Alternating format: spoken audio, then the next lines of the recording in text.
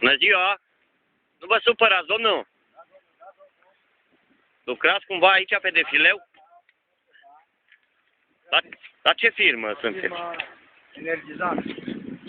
Da? Spaniolă, nu știu firma lui, că nu avem acte, nu știm nimic. Ne aburește. Cum vă numiți? Ferenc Arpad.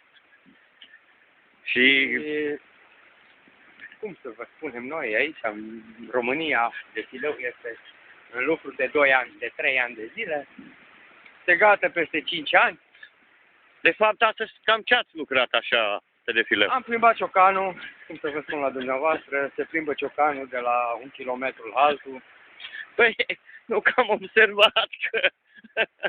am observat că e cam lung drumul. Drumul e lung, armata e grea.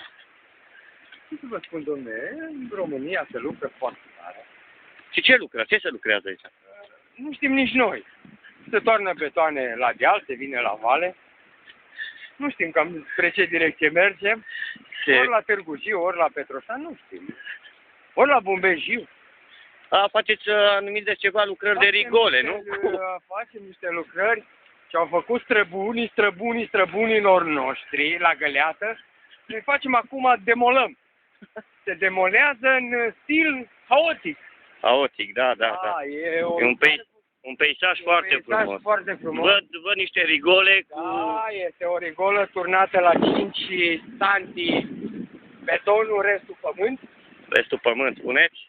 Cu pantă la dealul face. Panta se face la deal, coborârea inversă, se dă pantă întoarsă, exact ca și cum ai face canalizare.